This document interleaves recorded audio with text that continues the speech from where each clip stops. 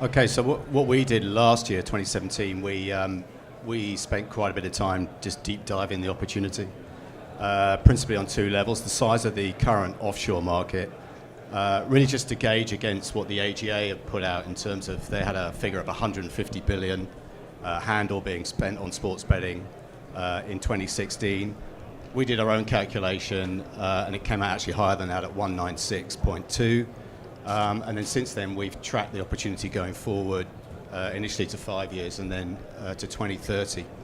So we've got it growing. I think similar to a lot of other analysts, we've got it growing to 4.9 billion by 2023. The headline there is that's going to outstrip the UK market, so it will be the biggest regulated sports betting market in the world within 5 years, and then growing to 7.6 billion by 2030. So there is obviously opportunity there, but the interesting play really is that, where does the power base lie in terms of who's going to get a slice of that opportunity? And at the moment, going back to the topic here, it seems to be it is very much in the hands of the state legislators, and and how they are going to either see it as an opportunity or see it as a way to kind of I guess not make America great, but to make it American-centric, shall we say.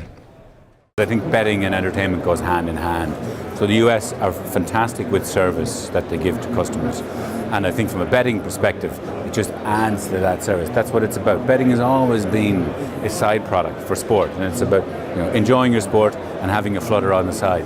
The way that Americans do sports, betting is a perfect side product for that. So I think that it will be huge.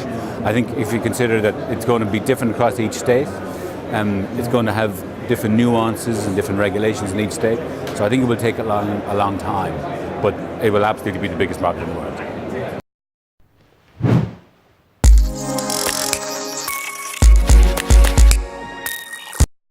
Why invest in sports betting? Globally, it's on the rise anyway. The CAGR over the next 5 years is something like 5.8%.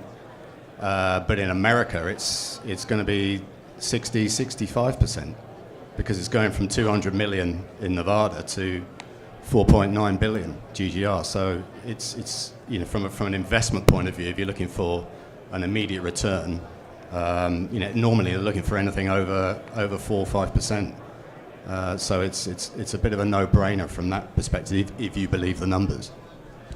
I would also say that whatever you think of him, under the current US president, corporate America seems to be doing quite well. So, and seem to be paying less taxes, so that they might be willing to overpay for the right assets.